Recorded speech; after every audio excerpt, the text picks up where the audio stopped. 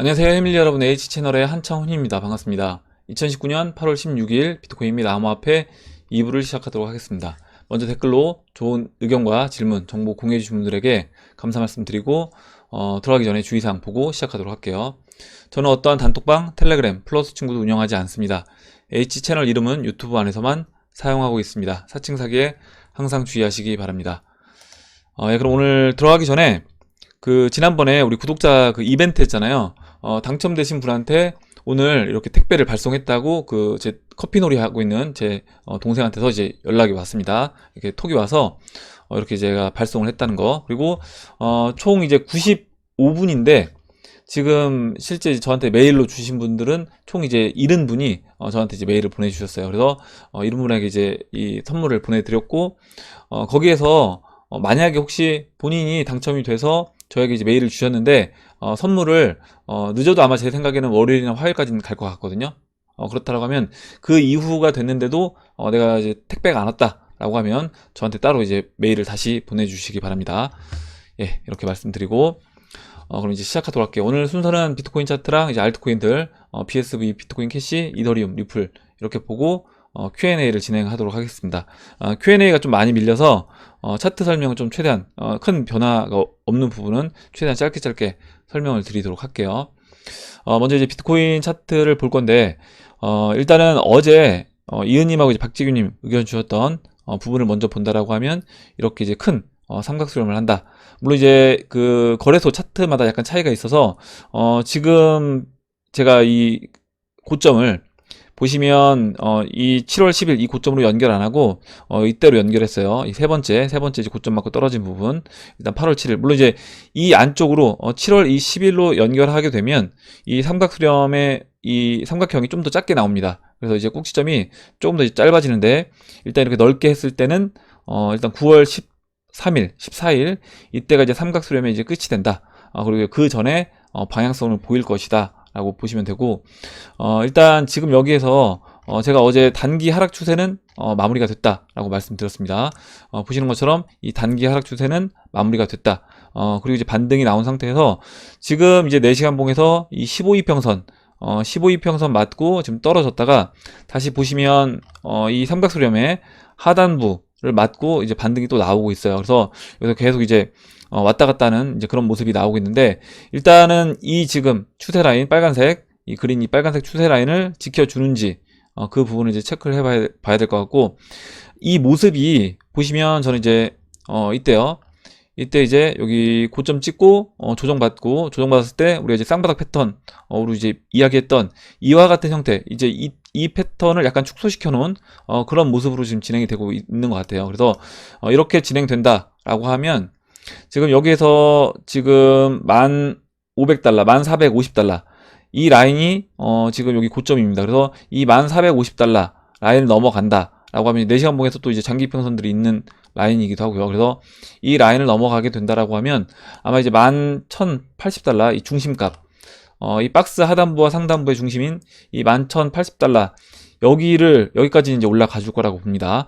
그리고 만약에 이 11,080달러를 박스 중심을 돌파한다 라고 하면 그때는 이제 이 고점 추세 라인, 이 라인까지 이제 다시 한번 이제 올라가겠죠. 그리고 거기서 네 번째로 만약에 이제 이번에 여기서 돌파 시도를 한다라고 하면 이제 네 번째 시도가 될 것이고, 박재규님 의견은 네 번째 돌파 시도를 하게 되면 그때 이제 돌파하지 않겠냐 이런 의견을 주셨습니다.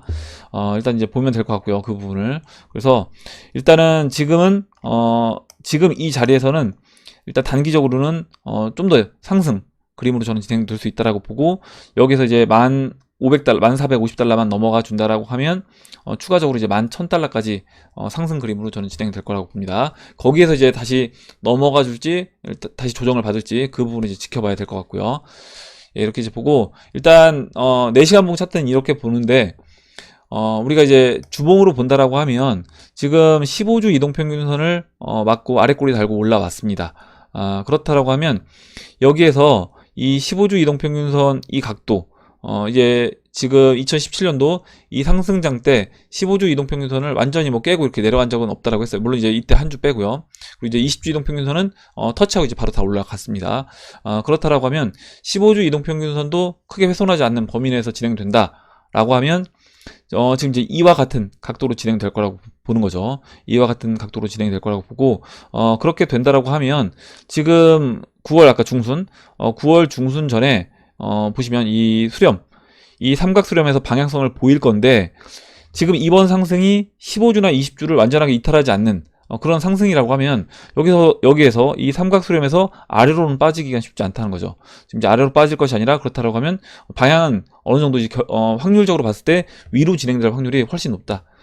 지금 15주 이동평균선이 이렇게 올라오고 있기 때문에 이 삼각 수렴에서 아래로 이탈하기보다는 위로 시간을 어느 정도 보내준 다음에 여기서 뭐 이렇게 여기서 일단 채널 중심까지 이 박스 중심까지 올라오고 다시 조정을 받고 넘어가든, 아니면 박스 중심에서 넘어가서 한번 눌러주고 그냥 넘어가든, 어떤 형태로 이제 진행되더라도 일단은 이 15주 이동평균선 이와 같은 각도로 진행된다라고 하면 이 삼각수렴에서 윗방향으로 진행될 확률이 훨씬 높다라는 겁니다.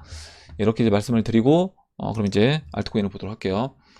먼저 이제 BSV를 볼 건데, 뭐 BSV 이제 대형 알트코인 4가지 이제 우리가 보고 있는 대형 알트에서는 일단 BSV가 흐름은 이제 좋습니다. 그리고 비트코인 캐시는 그 50일 이동평균선에 그 지난번에 그때 제가 방송 중에는 안착을 하고 있었는데 그때 이제 윗꼬리 달고 내려왔어요. 일단 그 부분도 잠시 뒤에 이제 설명을 드릴게요. 일단 BSV는 이렇게 오른쪽 어깨를 길게 늘어뜨리고 있고, 보시면 15일 이동평균선에서 안착을 하고 있습니다. 그래서 엊그저께 알트코인들이 쭉 그 비트코인 빠질 때 알트코인들이 더 많이 빠졌죠. 뭐 비트코인 한 6, 7% 빠질 때 알트코인도 막 10% 이렇게 빠졌습니다. 그때 빠질 때도 BSV는 좀 잘 안 빠졌어요. 안 빠졌고 이렇게 15일 이동평균선을 지켜줬다. 그렇다고 하면 이제 여기서 이제 때가 된다라고 하면 저는 이제 오른쪽 팔을 만드는 그림으로 이제 진행될 거라고 봅니다. 그리고 이제 중요 저항 라인은 지금 보시면 다 겹쳐 있어요. 보시면 장기 이평선하고 또 이 지금 하락 채널의 상단부가 겹치기도 하고요.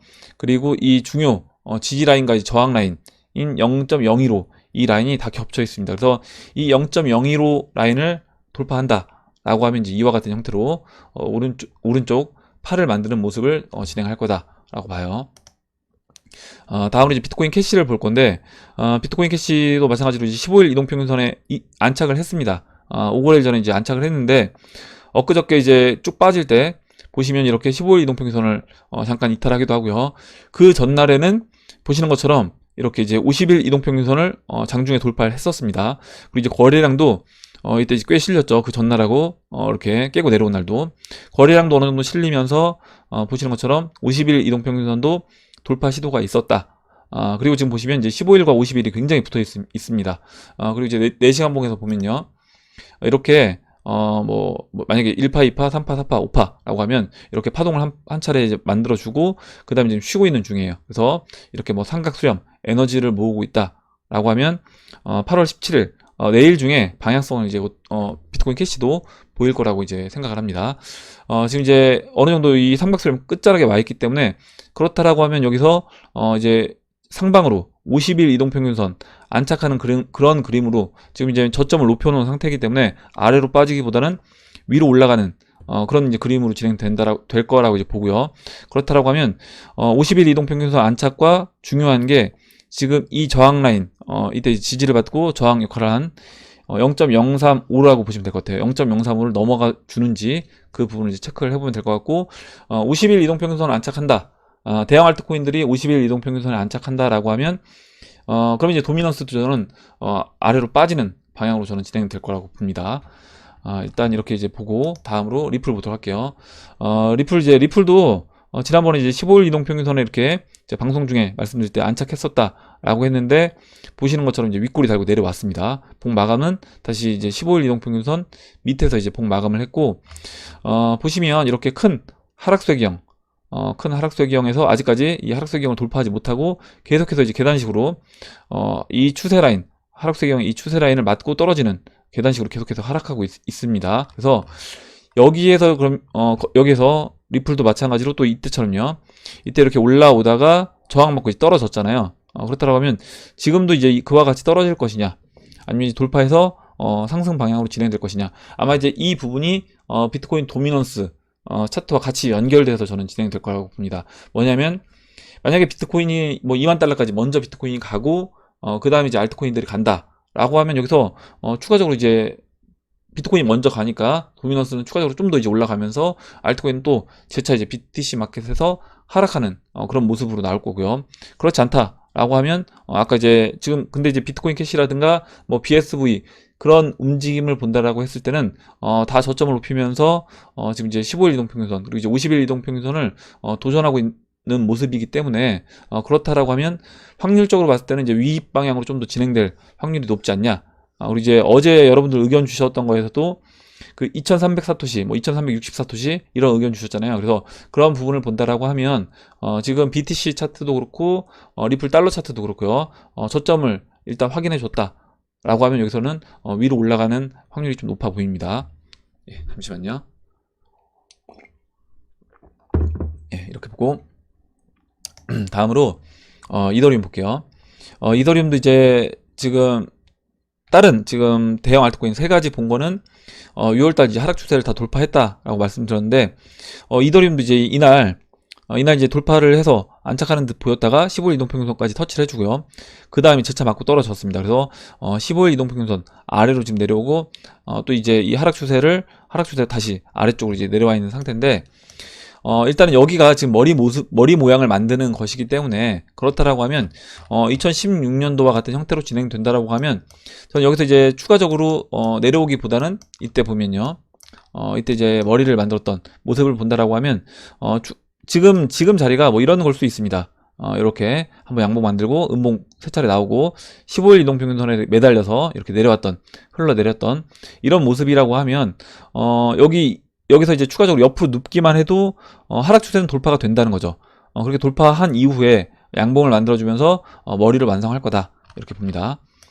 예, 이더리움은 이와 같은 2016년 패턴대로 지금 진행이 되고 있기 때문에 그런 형태로 이제 진행될 거라고 봐요. 지금 자리에서도 예, 이렇게 그리고 이제 달러 차트도 오전에 이제 의견 주셨던 부분 보면 이더리움도 달러 차트 지금 아침에 이제 닉네임이 갑자기 지금 생각이 안 나는데 그 차트 의견 주셨던 부분도 보면 지금 이제 같은 패턴으로 진행된 사쿠라님이 의견 주셨죠. 사쿠라님이 의견 주셨던 그 프랙탈 이론으로 반복되는 패턴대로 진행됐을 때 지금 이제 바닥을 찍고 다시 올라가는 그림으로 진행될 수 있다. 달러 차트에서도 상승 그림으로 진행된다라고 하면 물론 이제 달러 차트에서 상승한다라고 해서 무조건 BTC 마켓 상승한다 그건 아니지만 그렇다고 하더라도요 상승 그림으로 저는 진행될 확률이 좀 높아 보입니다. 이렇게 보고 이제 그럼 Q&A를 진행하도록 할게요. 그럼 Q&A로 들어가서 박빌브님이 써주신 내용 보겠습니다. 먼저 이제 내용이 뭐냐면 구독자를 대상으로 한 유튜버가 리플 관련 여러 조사를 했는데 평단 개수, 투자 금액, 투자 비중, 희망 가격, 매도 가격 등등 해외에서도 이제 이런 설문 조사를 했대요. XRP 아케이드라는 사이트에서 이제 관련 영상 링크를 이제 걸어주셨고 눈여겨볼 게 사람들 보유 평단이 1,000원에서 4,800원 사이일 것이라고 생각하는데 대부분의 사람들이 계속 물타기를 했고 2018년도, 2019년도 진입한 사람들이 많아서 평단 1,000원 이하인 사람들이 대부분이다 라는 것인데요. 1,000원까지 가기가 어렵지 돌파하는 순간 가파르게 오를 것으로 예상이 됩니다. 리플 차트가 항상 그랬듯이 이렇게 써주셨고 이제 관련 영상 제가 이제 에버그린님 영상인 것 같아요. 그래서 관련 영상은 제가 오늘 설명란에 따로 이제 또 걸어 놓을 테니까 필요하신 분들은 이제 보시기 바라고요. 일단 이 부분에 대해서 예전에 한번 제가 말씀을 드렸습니다. 뭐냐면 이렇게 이제 설문조사를 통해서 XRP 평균가가 1,000원 밑에가 평균가구나 이렇게 알 수도 있고 이렇게 차트를 보면 우리가 이제 보고 있는 이동평균선 이동평균선이 사실 결국에 그 기간 동안 이제 매매한 사람들의 평균 가격인 겁니다. 그렇다라고 하면 지금 만약에 뭐 1년이 이제 한 50주라고 하면요. 50주 이동평균선이 초록색입니다. 그래서 50주 이동평균선이라고 하면 0.35 달러입니다. 0.35 달러고 한 400원 정도 될 것 같아요.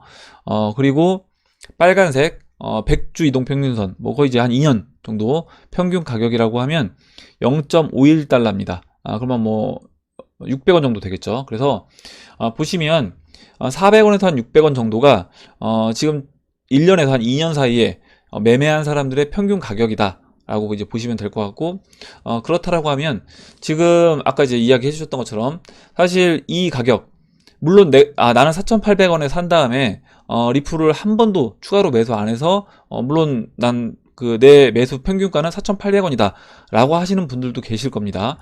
그런데 물론 이제 그런 분들도 있고, 또 아닌 더 이제 평균가가 낮은 분들도 있기 때문에, 이렇게 전체적으로 평균을 했을 때는 이와 같이 평균가가 400원에서 600원 나온다.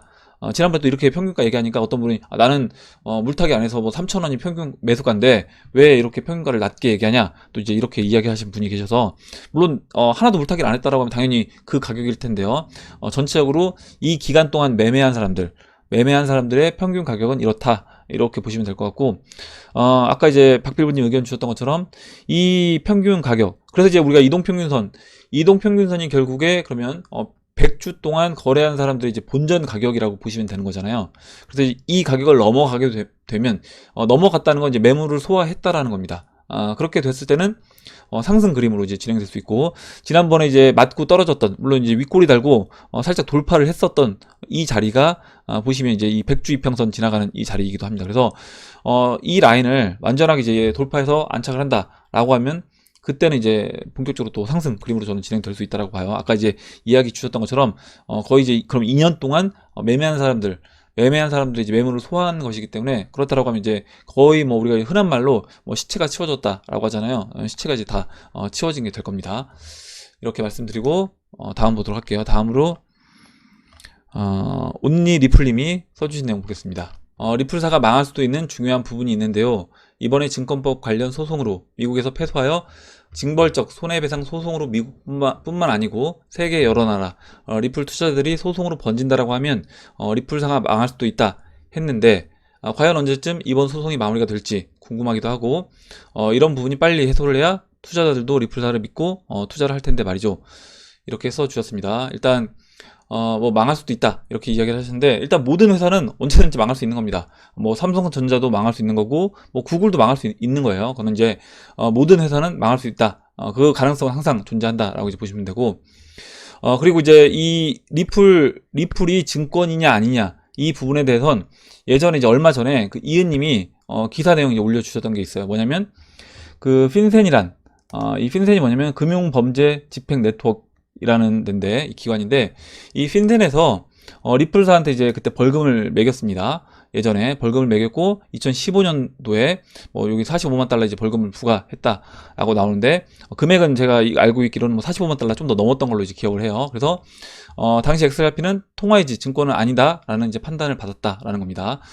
그렇다라고 하면, 만약에 이때 이제 SEC 증권이어서 SEC 산하에 있었다라고 하면 이 미국 재무부에 핀센으로부터 벌금을 부과받지 않았을 거다라는 겁니다. 그래서 이제 이게 어떻게 보면 간접적으로 이미 증권이 아니라는 걸 인정한 게 아니냐, 이렇게 이제 이야기를 했었고, 그리고 지금 이제 소송을 했다라고 하는데, 결국 이 소송한 사람들은 고점에 리플 사서 물린 사람들이 지금 소송을 제기하는 거예요. 야, 니들 증권인데 이거 우리한테 팔아서 우리가 지금 손해본 거 아니냐, 이런 얘기를 하고 있는 겁니다. 2017년도에 이제 이런 일이 있었습니다. 뭐냐면 이제 우리나라 모 거래소에서 그때 이제 비트코인 캐시가 갑자기 슈팅 막 300만원까지 슈팅 나오면서 그때 이제 서버가 멈춰버렸어요. 그래서 그때 290만원 뭐 300만원에 내가 팔려고 했는데 못 팔았다. 서버가 멈추는 바람에 나는 이제 팔려고 했는데, 나는 뭐 한 240만원 50만원 사서 그때 한 50만원만 먹고 팔고 나오려고 했는데 못 팔았다. 서버가 멈춰서. 이렇게 해서 이제 고소를 했습니다. 그 거래소를 고소를 했어요. 고소를 하고 나서 이제 가격이 바로, 왜 고소를 했냐면 당연히 가격이 빠졌으니까 고소를 했겠죠. 300만원 찍고 나서 서버가 다운되고 가격이 빠졌습니다. 그래서 제 기억으로는 이제 100만원 거의 가까이, 뭐 100만원 살짝 깼던 것도 같고, 이렇게 가격이 비트코인 캐시가 빠졌었고요.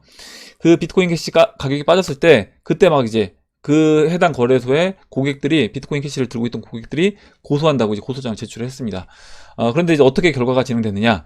결국에는 한두 달 뒤에 비트코인 캐시가 다시 올라서 500만원까지 찍었어요. 그러면서 그 이야기가 싹 사라졌습니다.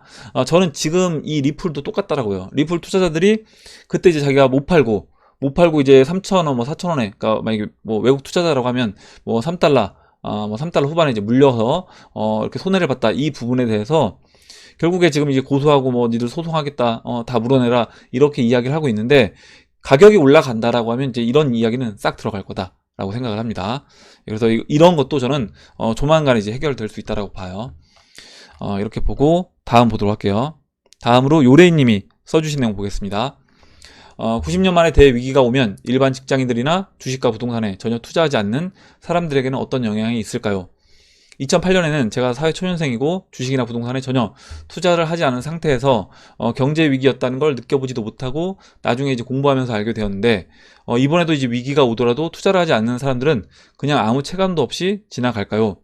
아니면 1928년 경제 대공황 때처럼 사람들이 배식 받으려고 줄 서고 대규모 실직 사태가 올까요? 저는 현재 암호화폐에 돈을 투자한 상태라 경제 위기에 대해 늘 관심을 가지고 있지만, 경제에 전혀 관심 없이 월급만 받아서 적금만 드는 제 친구 같은 사람들에게도 체감할 만한 일이 벌어질지 궁금합니다. 이제 오전에 그 마지막 말씀드릴 때, 만약에 리세션이 온다라고 하면 이거는 마치 남의 일 이야기가 될 수 있지만, 디플레이션을 극복하기 위해서 뭐 하이퍼 인플레이션, 돈을 막 마구잡이로 찍어내면서 하이퍼 인플레이션으로 갔다라고 하면, 그때는 우리나라 이제 모든 국민들이 저는 이 위기를 이 경제 상황을 체감할 수밖에 없다라고 봅니다. 거기서 당연히 그냥 자산 없이 월급만 받는 사람들 입장에서는 거의 이제 빈민 상태로 이제 갈 거예요. 지금 베네수엘라가 50% 중산층였던 이제 베네수엘라가 지금 90%가 이제 빈민층으로 전락했다라고 말씀을 드렸잖아요. 그와 같은 형태로도 진행이 될 수 있는 겁니다. 물론 이제 퍼센티지는 차이가 날 수 있겠지만, 중산층들이 상당히 피해를 받을 거다라고 보고 있고, 중산층뿐만 아니라 어느 정도 자산이 있는 그런 사람들 중에서도 준비를 제대로 안 하고 그냥 잘 되겠지. 물론 이제 돈 있는 사람들은 그런 부분에서 미리미리 준비할 거라고 생각하는데, 만약에 내가 돈이 어느 정도 현금이 있는, 현금 흐름이 이제 좋은 사람 중에서도 그런 부분에 대해서 그냥 안일하게 대처하는, 야, 이 정도 돈이면 뭐 걱정 없을 거야 라고 생각해서, 내가 예를 들어서 뭐 한 나 100억 있으니까 자산으로, 현금이 우리나라 원화로 있으니까 난 걱정 없다 라고 이제 생각했던 그런 사람들이, 만약에 원화 가치가 급락을 해서 뭐 한 10분의 1 토막 난다라고 하면 100억이 뭐 10억 되는 거고요. 또 거기서 더 심하게 뭐 100분의 1 토막 될 수도 있는 겁니다. 그건 이제 어떻게 될지 모르는 것이기 때문에, 만약에 진짜 하이퍼 인플레이션으로 갔을 때는 진짜 물가가 급등하고 모든 자산들이 이제 급등하면서 그와 같은 현상으로 진행될 수 있다라고 보시면 되고, 근데 이제 거의 문제는 뭐냐면, 이런 어느 정도 돈 있는 사람들은 여러 방면으로 준비를 합니다. 일정 부분 부동산도 갖고 있고, 주식도 갖고 있고, 달러도 갖고 있고, 여러 가지로 자산을 이제 분배를 해 놓는데, 문제는 뭐냐면, 그냥 한 달 한 달 월급 받아서 생활하는 이런 그냥 평범한 사람들이 오히려 이제 문제다. 아까 이제 이야기하셨던 그런 평범한 사람들은 일정 자산이 없는 상태에서 그냥 만약에 하이퍼 인플레이션으로 가버린다라고 하면, 그때는 굉장히 이제 힘든 상황이 될 수도 있는 겁니다. 아무리 월급을 올려받아도 뭐 베네수엘라 보면 그 매년 최저임금을 막 40% 50%씩 올려줘요. 근데 그럼에도 불구하고 그게 이제 커버가 안 된다는 거죠. 그래서 그런 식으로 진행될 수도 있는 거다라고 보시면 될 것 같고, 액션 제이님이 영화를 하나 추천해 주셨는데, 영화 라스트 홈을 추천합니다. 체감할 만한 일이 어떤 건지 영화 초반부터 확 느껴지실 듯. 영화의 주인공은 그저 열심히 일을 해서 대출 이자를 내고 성실하게 살아왔는데, 경제 위기가 오면서 신용화폐 수명이 다하고 굉장히 어려움을 겪었다. 이렇게 이야기를 해주셨습니다. 그래서 이제 한번 저도 시간이 되면 보도록 할게요. 아까 이제 간단하게 어떤 내용인지 그 유튜브에서 이렇게 영화 이렇게 설명해 주는 거 있잖아요. 많이 있더라고요. 라스트홈 검색하니까. 그래서 이제 봤습니다. 그래서 어떤 내용인지는 이제 대략 짐작이 되는데, 한번 나중에 이제 보도록 하겠습니다. 이렇게 보고 다음으로 이제 한이바람님이 써주신 내용 볼게요. 전 세계 경제가 침체가 된다면, 지금도 진행 중인데 비트 가격에 어떤 영향을 미칠까요? 비트도 곤두박 칠까요? 어느 투자 전문가님께서 경제가 침체된다면 암호화폐 시장도 침체기에 빠질 거라고 하셔서 여쭤봅니다. 어떤 분인지 모르겠는데 아마 암호화폐 투자는 안 하는 분일 것 같아요. 이분은. 일단 예전에 그 2013년도에 어떤 일이 있었냐면요. 일단 지금 이야기 해주신 게 뭐냐면요. 경제 침체가 된다. 그래서 뭐 경제 위기 상황, 침체, 우리 그 서프라임 때 아니면 IMF 때, 뭐 IMF 때는 우리나라 이제 은행들 부도 많이 났었죠. 종합금융사들 많이 없어졌고, 또 우리 서프라임 때도 제2금융권들이 많이 문을 닫았습니다. 그런데 만약에 이제 이런 은행이 문제가 된다.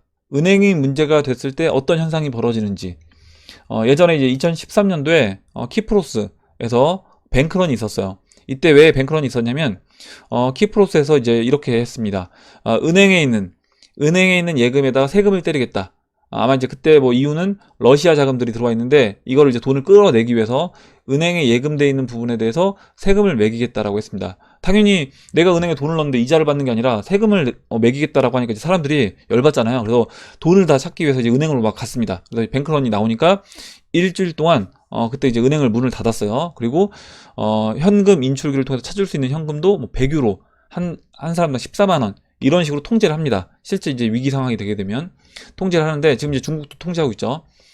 이렇게 되는데 이때 이제 그럼 비트코인이 어떤 일이 있었냐? 2013년도 3월입니다. 2013년도 3월에 이 키프로스 뱅크런이 일어나면서 키프로스가 이제 뭐 사이즈가 엄청 큰 그런 나라는 아니에요. 유럽 연합의 좀 작은 나라인데 이 나라가 이 뱅크런이 있으면서 잠깐만요. 비트코인 2013년도 초에 뱅크런이 있었고 3월달에 있었고요. 3월달 뱅크런이 있은 이후에 이렇게 비트코인이 슈팅이 나왔습니다. 실제 이제 키프로스에서 사람들이 이 암호화폐 야 은행 못 믿겠다. 은행 못 믿고 차라리 이거 은행에 돈 넣어놓니 얘네가 언제 이렇게 우리를 통제하고 그냥 은행에서 내 돈인데도 불구하고 내가 찾겠다라는데 은행 문 닫아놓고 하루에 뭐 14만 원만 출금하게 이렇게 한다라고 하면 이거 살 수가 없다. 그래서 이때 이제 은행에 있던 돈들을 빼서 사람들이 비트코인 투자를 하면서 이렇게 비트코인 가격이 급등했던 적이 있습니다. 이때 보시면 2013년도에 뭐 22달러였던 비트코인이 240달러까지 거의 뭐 한 달 사이에 한 10배 올랐어요. 한 달 사이에. 한 달 사이에 10배가 올랐고 잠깐 쉬었다가 또 올랐습니다. 그래서 이와 같은 일이 벌어진다. 만약에 지금 이제 홍콩에서 아까 제가 잠시 뒤에 또 말씀드릴 건데 홍콩에서 뱅크런 얘기가 나온대요. 만약에 홍콩에서 뱅크런이 실제로 일어난다. 그리고 이제 그게 그런 여파들이 다른 나라들까지 번진다라고 하면 저는 이제 그때는 암호화폐 시장에 긍정적으로 영향을 줄 거라고 봅니다. 그리고 이런 현상을 봤을 때 실제 경제 침체가 왔을 때 사람들이 어디로 돈을 갖고 갈 것인가 라고 하면 저는 이제 암호화폐 안전자산으로서 암호화폐 시장을 찾을 거다라고 봐요. 그리고 지난번에 이제 이야기 이은님이 의견 주셨던 것처럼 최근에 금과 거의 0.85 한 85% 이렇게 같이 흘러가는 모습을 본다라고 하면 어느 정도 안전자산으로서 인정을 받고 있다. 이렇게 이제 보시면 될 것 같습니다. 다음으로 이제 액션 제이님이 써주신 내용 볼게요. 어제처럼 비트 이외에 알트들도 모두 급락하면 기회를 또 주네 하면서 감사히 추가 매수를 하고 있습니다. 단 몇 푼이라고 하더라도요. 우리가 매도할 가격은 2배, 3배가 아니니까요. 오히려 지금 시장에서 급락은 기회라고 생각합니다. 이 시장에 대한 믿음이 있는 분이라면 세력한테 감사해야 할 급락이다. 한두 달 보고 투자하는 것 아니죠. 인생 1, 2년 살다 갈 것도 아니고 급전으로만 투자하지 않으면 반드시 승리하는 시장입니다. 진짜 존버는 대세 상승장 존버입니다. 이렇게 써주셨고 매일 가격이 오른다라고 하면 아마 뭐 존버가 굉장히 쉬울 겁니다. 왜냐면 뭐 자고 일어나면 올라가니까 당연히 아무도 팔 사람이 없겠죠. 근데 이제 실제로 그렇게 움직이지 않는다.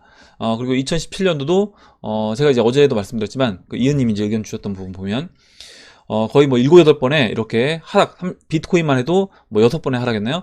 하락이 있습니다. 30%가 넘는 그런 출렁거림이 항상 이제 있다라는 거죠. 그래서 그 1년이라는 기간 동안 이제 그와 같이 조정이 6번 있었다라고 하면 그런 과정을 내가 일일이 다 버텨야지 최고점 2만 달러까지 내 코인을 들고 갈 수 있다라는 겁니다. 물론 야 나는 여기서 팔고 여기서 사고 여기서 팔고 여기서 사겠다 라고 하시는 분들은 하셔도 된다라고 말씀드렸어요. 근데 저는 이제 그거를 해서 내가 다 맞출 자신이 없기 때문에 지금 전체적으로 싼 영역이라고 봤을 때는 그냥 홀딩해서 가져가는 거다. 왜냐면 혹시 이제 그렇게 하다가 내가 한번 털릴 수가 있잖아요. 한번 털렸는데 그냥 날아가 버리면 그때는 다시 이제 비싼 가격에 사거나 해야 되는데 그게 또 쉽지 않다라는 겁니다. 추격 매수해서. 그리고 오히려 또 그렇게 해서 또 추격 매수하게 되면 다시 또 급나갔을 때 괜히 또 쫓아가 샀나?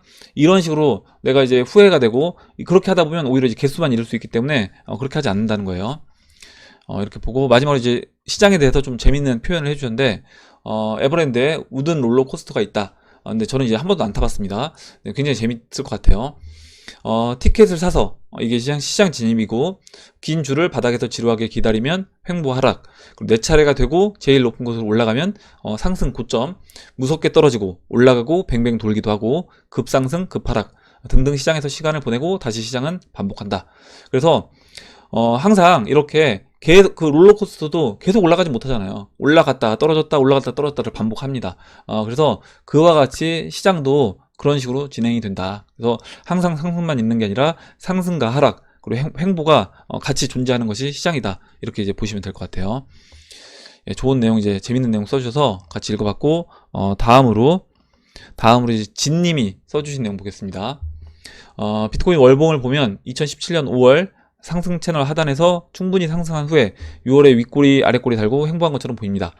이후 7월에 아랫꼬리 길게 달고 망치 형태로 봉 마감 후에 2017년 8월에 한 차례 크게 상승이 있었고 2017년 9월에 전체 상승 채널 중간 위에서 봉 마감을 했지만 이제 큰 조정을 동반했습니다. 아마 이제 그 1파, 2파, 3파, 4파 이제 5파 어제 말씀드렸던 아마 그걸 이제 표현해 주신 것 같아요. 글로.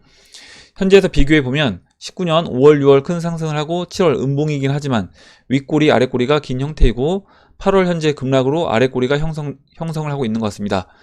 이제 급락으로 이제 윗꼬리가 있다는 거겠죠. 8월 봉 마감이 상승 망치 형태로 마감이 된다. 그러니까 아랫꼬리를 길게 달고 양봉 마감이 된다라고 하면 9월 비트코인이 2만 불 근처 전 고점까지 상승하고 10월 다시 한번 조정을 시작하면서 그때쯤 알트가 상승을 시작하지 않을까 보고 있습니다. 그러니까 이제 진님은 먼저 비트코인이 2만 달러까지 오고 그 다음에 이제 비트코인 조정을 받을 때 그때 이제 알트코인이 올라갈 수 있다라고 이제 의견 주신 거예요. 리플이 그때 2만 사토시까지 상승한다라고 하면 비트코인 2만 달러 그리고 리플 2만 사토시 이렇게 됐을 때 4불이 되지 않냐 이렇게 써주셨고요. 리플의 1차 목표인 상승 채널 중간 약 4불 외까지 상승이 가능해 보인다. 그래서 저도 이제 이렇게는 보고 있습니다. 뭐냐면 BTC 차트와 리플 달러 차트가 같이 맞물려서 진행되려고 하면 그렇다라고 했을 때는 비트코인이 2만 달러가 와줘야지 이게 가능해 보이는데 이거는 어떻게 될지 모른다. 물론 이제 진님 의견처럼 비트코인이 2만 달러 오고 또는 이제 2만 뭐 3천 달러까지 가고요. 그 다음에 조정받으면서 알트코인 올라갈 수도 있는 겁니다. 그렇게 될 수도 있고 비트코인 올라갈 때 알트코인들도 같이 펌핑을 줄 수도 있는 거예요. 근데 이제 상승률이 알트코인이 훨씬 더 빠른 속도로 올라갈 수도 있다. 그리고 알트코인이 또 먼저 올라가고 또 비트코인이 나중에 올라갈 수도 있고 지금 시점에서는 사실 이게 같이 올라가는데 알트코인들 상승률이 클지 아니면 이제 이야기해 주셨던 것처럼 비트코인이 먼저 올라가고 알트코인 갈지 아니면 알트코인 가고 비트코인 갈지 이거는 모른다 라고 이제 보고 그래서 그렇긴 한데 BTC 마켓에서 봤을 때 알트코인이 저평가 영역에 있기 때문에 포트폴리오에서 알트코인을 이제 어떻게 보면 더 비중을 많이 실어서 갖고 있는 거고요. 만약에 내가 타이밍을 비트코인이 먼저 가고 지금 진님이 의견 주셨던 것처럼 비트코인이 2만 불 먼저 가고 그 다음에 알트코인이 간다라고 하면 그게 이제 뭐 100% 확실하다라고 하면 저도 지금 알트코인 하나도 안 들고 있고 아무리 이제 도미넌스가 높다고 하더라도요 비트코인이 먼저 간다라고 하니까 그때 이제 비트코인을 가서 비트코인으로 먼저 먹고 그 다음에 이제 알트코인으로 갈 겁니다. 근데 이제 그렇게 안 하고 포트폴리오를 짜는 이유는 뭐냐면 어느 타이밍에 알트가 오전 영상 이제 제목처럼 알트가 먼저 갈지 비트가 먼저 갈지 그 부분에서 아직까지 확실하게 딱 보이지 않는다라는 거고 일단 우리가 알 수 있는 거는 알트코인이 BTC 마켓에서 싼 영역에 있다라는 것만 알 수 있다라는 겁니다. 그래서 이제 포트폴리오를 그렇게 짜고 있는 거고요.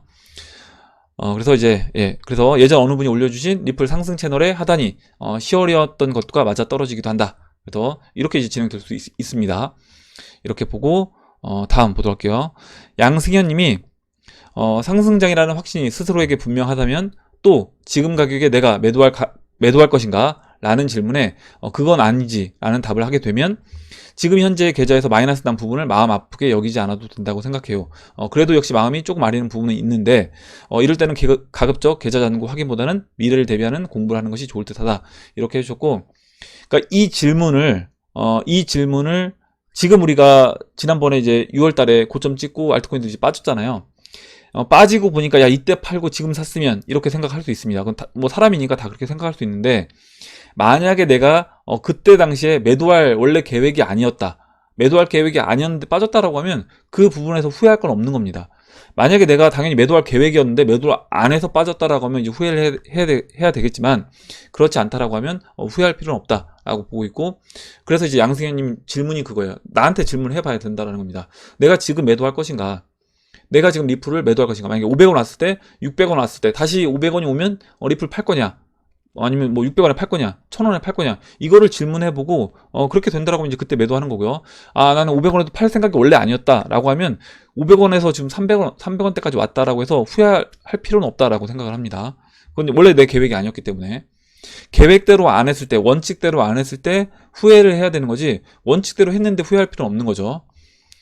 예, 이렇게 보고, 다음 보도록 할게요. 다음으로, 초리찬이 TV님이 써준 내용 볼게요. 2017년 3월에 리플 7원이었습니다. 2017년 5월에 리플 370원까지 갔습니다. 두 달 만에 5000%, 그러니까 50배 정도 상승했다라는 겁니다. 현재 리플 320원이죠. 오르면 순식간에 오르는 게 이 시장입니다. 못 버티고 나가면 거기서 끝나는 거고, 버티고 버티다 보면 결국 한 방 크게 옵니다. 웃는 소리 징징대는 소리 해봤자 소용없는 거고, 여기서 50% 하락을 맞아도 싸다고 생각하고 추미하다 보면 좋은 날 옵니다. 이렇게 써주셨고, 우리가 어떻게 보면 지금 이제 기다리고 있는 이유가 사실 이제 이런 이유인 거죠. 뭐 만약에 300원에서 600원 2배 먹을 것 같았으면 500원에 일정 부분 매도를 했어야 되는 겁니다. 이미 500, 뭐 70원, 80원에 분할 매도를 했어야 되겠죠. 근데 그렇게 하지 않은 이유가 사실 우리가 리플 차트로 예상을 해봤을 때 리플은 적어도 이제 뭐 10배 이상 상승할 수 있다 라고 보고 있기 때문에, 그 공간을 봤을 때요, 채널 상단부를 봤을 때. 그렇기 때문에 지금 그때 올라와서 수익이 났음에도 불구하고 팔지 않았던 겁니다. 그래서 그 부분은 이제 한번, 아까 이제 방금 전에 그 양승현님이 의견 써주신 부분하고 이제 같이 또 비교해서 이어서 생각해 보시면 될 것 같아요. 예, 이렇게 말씀드리고, 다음으로 이제 샤리스님이 써주신 내용 볼게요. 알트만을 매집해온 3개월차 콜인입니다. 이젠 때가 다가오는 것 같다. 기대 욕심, 두려움이 교차하네요. 그동안 가르침과 정보를 되뇌어 보면 비트 상승 후 대형 알트부터 순차 상승한다. 비트코인 15,000달러 정도에서 대형 알트 상승. 알트가 조금 상승하면 개미들은 알트에서 비트로 옮겨 탄다. 세력은 비트만 독주하게 하여 2만 달러 알트 개미 털기를 한 후에 알트코인을 떡상시킨다. 방금 전에 말씀드렸지만 이 순서가 어떻게 될지는 모르는 겁니다. 이 시점에서 욕심이 드는 것은 그동안 비트코인만 상승으로 배가 아팠던지라 비트 비중을 높게 가다가 본격 알트 상승장 시그널이 오면 다시 알트 비중을 높이면 속이 시원할 것 같습니다. 물론 제가 콜인지라 주제 파악을 해야겠지만, 이렇게 써주셨는데, 이거는 내가 이걸 할 실력이 된다. 지난번에 이제 나는 비트코인을 먼저 일단 알트코인 정리해서 비트코인 갔다가 비트코인이 만약에 2만 달러까지 오고, 그 다음에 이제 알트 펌핑이 나올 때 그때 타이밍에 조금 비싼 가격에 주더라도 알트코인 들어가겠다. 이거 자신 있는 분들은 이렇게 하셔도 된다라고 말씀을 드렸어요. 근데 저는 이렇게 할 자신이 없기 때문에 그냥 지금 알트코인 비중을 높여서 들고 있는 거다. 물론 이제 만약에 비트코인만 올라가도 비트코인 홀딩 물량으로도 충분히 수익을 낼 수 있는 겁니다. 그렇게 보시면 되고, 거기서 이제 알트 비중을 높은 거는 아까 이제 이야기했던 그 부분과 이제 연결해서 생각해 보시면 될 것 같아요. 그래서 지금 이 부분을 사실 확실하게 알 수 있는 사람은 저는 한 명도 없더라고요. 만약에 내가 비트코인이 난 무조건 먼저 간다라는 걸 확실한다 라고 하면 그분은 이제 신이겠죠. 그래서 그거는 누구도 알 수 없다. 어떤 게 먼저 갈지 그건 이제 세력 형님들만 알 겁니다. 예, 이렇게 보고 다음 보도록 할게요. 다음으로 파비뉴님이 써주신 내용 보겠습니다.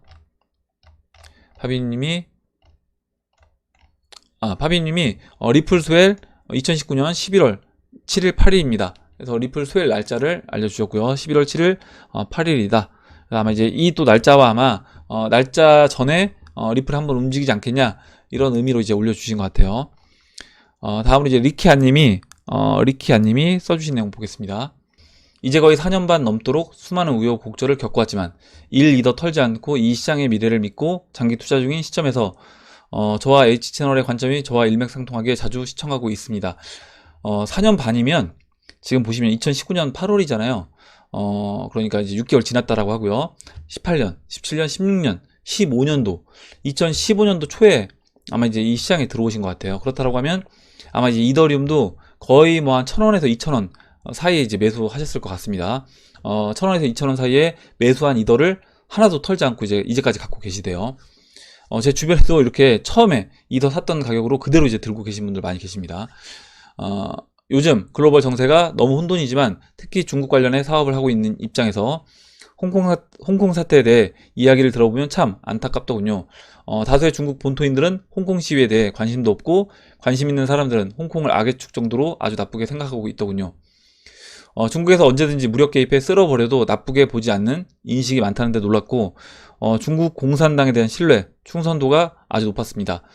또한 인스타그램 같은 SNS에 홍콩 시위 관련해 글을 올리면 급조된 아이디가 당신이 상관할 바가 아니다 등의 이제 공격성 댓글이 바로 달리기에 더욱 무섭기도 합니다. 중국 본토에선 공식적으로 구글 관련 모든 해외 인터넷은 VPN 이용 안 하면 차단 상태고요. 오랜 기간 중국인들을 보며 느낀 더 큰 문제는 개인이 돈만 벌면 먹고 살기만 하면 나라가 공산주의든 아니든 전혀 개의치 않는다는 점이고요. 따라서 역설적으로 개개인의 경제적 고난, 침체가 심화되면 공산당 체제가 위협을 받을 수 있다고 생각합니다. 여튼 세계 경제가 혼돈에 휩싸이고 해외에 오래 지내 볼수록 한국인의 우수성에 대해 뼈저리게 느끼게 됩니다. 이렇게 써주셨고, 항상 이야기한 대로 지금의 시점은 큰 파도 시점에서 저점일 거라고 생각합니다. 화이팅입니다. 이렇게 써주셨는데, 아마 이제 제가 봤을 때 4년 반, 2015년도부터 이 시장에 들어오셨다라고 하면, 지금 우리 해밀리 주민분들 중에서도 거의 이제 고참, 급에 이제 속하실 것 같습니다. 그래서, 누구보다도 이 시장의 출렁거림이라든가, 굉장히 이제 뭐, 이 시장이 망한다, 암호화폐 망한다, 이런 얘기도 누구보다 이제 많이 경험을 해 보셨을 거고, 그 부분에 대해서 또 확신도 있으시니까, 2도 이제 팔지 않고, 이제까지 이제 들고 계신다라고 봐요. 다시 한번 이제 좋은 경험 그리고 생각 의견을 공유해 주셔서 감사드리고, 지금 이제 리키아님 써주신 내용에 보면 그러니까님이 링크를 이제 하나 걸어주셨는데 뭐냐면 아까 이제 잠깐 얘기했습니다. 오늘 16일에 홍콩에서는 시민들이 뱅크런을 하기로 시도한다라고 합니다. 위안화를 미달러로 바꾼다라고 하네요. 그래서 이제 이 링크 지난번에 이분 저도 이제 구독 중에 있어요.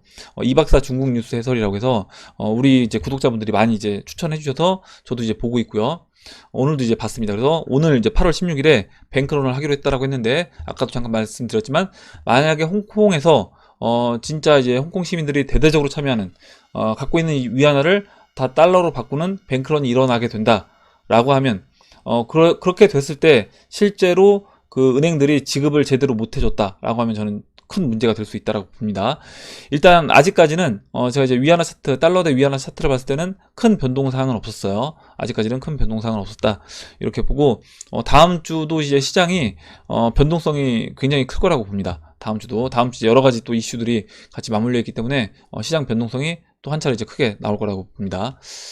그래서 이제 이 영상도 링크를 걸어 놓을 테니까 필요하신 분들은 이제 보시면 될 것 같고, 우리 이제 홍콩 지금 주변 오늘 오전부터 계속 그 기사가 나오더라고요. 뭐냐면 지금 홍콩 접경 지역으로 한 7km밖에 안 되는 그 자리에 우리 이제 뭐 홍콩 그 국제공항하고는 한 50km 정도, 그래서 이제 단시간 안에 올 수 있는 그 위치에 지금 중국 공안들이 굉장히 집결을 해 있다. 그래서 이번 주말이 고비가 될 수 있다라는 내용이었습니다. 이렇게 보고, 다음으로 이제 세우TV님이 질문을 해주셨는데요. 비트코인에 대한 이제 질문을 해주셨습니다. 그래서 일단 비트코인에 대해서 좀 아직 개념이 정확하게 이제 안 서 있는 분들 계실 거라고 이제 보고요. 또 이제 신규 구독자분들은 비트코인 구조가 어떻게 돌아가는지 이거에 대해서 이제 궁금하실 분들이 많이 계실 건데, 예전 영상에서 쭉 이야기를 했었습니다. 그래서 이걸 이제 다시 또 이렇게 다 일일이 한다라고 하면 이제 시간 관계상 좀 쉽지 않으니까 제가 오늘 링크를 하나 걸어 드렸어요. 이 비트코인.org 여기 이제 그 자주 묻는 질문에 링크를 걸어 드렸으니까 여기 가서 보시면 여러분들이 궁금해 하실 만한 내용들이 이렇게 굉장히 자세하게 되어 있습니다.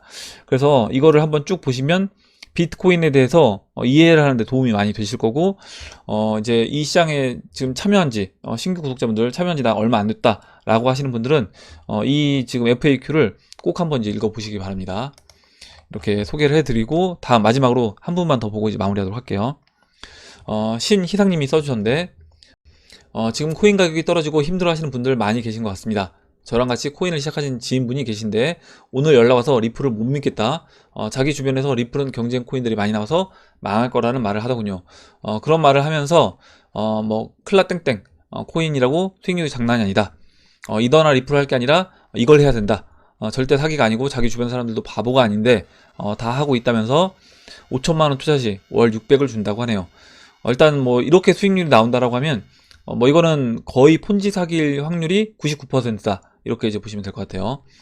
그래서 뭐 이런 조언 듣고 싶다 이야기를 해주셨는데, 여러분들이 제고본트님, 뭐 핑크밍크님, 조호형님, 나일강님, 멜크님 하지 말라고 다 이렇게 써주셨습니다. 그래서 예전에 우리 그 흑우 공모전 할 때 이런 얘기 많이 했었어요. 많이 했었고, 그 후구 공모전에서 이제 1위 하셨던 그 제2국대 엄마님도 그렇고, 또 이제 다른 뭐 2위, 3위 하셨던 분들도 그때 2017년도에 이렇게 다단계, 코인 다단계로 이렇게 사기하는 뭐 많이 있었습니다. 뭐 마이닝맥스라고 이제 이더리움 채굴로 하고요. 또 이더리움 뭐 트레이딩이라고 해서 이더리움을 트레이딩해서 절대 수익을 또 나눠주겠다. 그리고 소개하면 또 얼마 주겠다.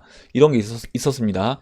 근데 제가 이런 거 하지 마시라고 말씀드리는 게, 어떻게 보면 뭐 5개월, 6개월만 하면 원금 회수할 것 같잖아요. 근데 이렇게 해서 원금을 회수하게 된다라고 하면 사람 욕심이 끝이 없기 때문에 또 돈을 넣는 겁니다. 그래서 이렇게 됐을 때 최악인 게 뭐냐면, 지금 어떻게 보면 굉장히 일생일대 기회고, 리플이든 이더리움이든 뭐 다 똑같아요. 지금 다 싼 영역에 있는데, 우리가 어떻게 보면 인생에서 마지막으로 돈 벌 수 있는 좋은 기회를 이런 사기 업체들로 인해서 그냥 기회를 날리게 된다. 그리고 이제 이렇게 해서 시간이 지나게 되면 몇 년을 고생해야 되는 겁니다. 그렇게 보면 절대 하지 마시고, 혹시라도 뭐 주변 분들에서 이런 거 이제 한다라고 하는 분 있으면 빨리 그 소개해준 분한테 이야기를 해서, 초반에는 얘네들이 뭐냐면 사기꾼 애들도 돈이 들어올 때는, 폰지 사기하는 애들이요, 돈이 들어올 때는 돈을 돌려줍니다. 왜 그러냐면, 만약에 여기서 이제 터트려 버리면 자신들이 더 사기를 못 치기 때문에 돌려달라고 하면 돌려줘요. 근데 이제 어느 타이밍, 들어오는 돈보다 나가는 돈이 많아지는 타이밍이 되면 그때는 사이트를 탁 닫아버립니다. 그래서 만약에 혹시 주변에 그런 분들이 있다라고 하면 빨리 그 소개한 지인한테 이야기해서 돈을 달라고 꼭 이야기를 하시기 바랍니다. 예, 오늘 여기까지 하고 이제 마무리하도록 할게요. 오늘 나온 얘기 중에 여러분들 또 궁금하신 내용, 또 같이 이야기하고 싶은 의견이나 뭐 정보 있으시면 정보를 공유해 주시면 같이 이야기해보는 시간을 가져보도록 하겠습니다. 댓글 남겨주신 해밀 여러분 감사드리고, 끝까지 영상 시청해주신 해밀 여러분 감사합니다. 예, 그럼 이상으로 영상을 마치도록 하고, 영상이 도움이 되셨다면 좋아요와 구독 버튼, 그리고 알림종 버튼을 눌러주세요. 감사합니다.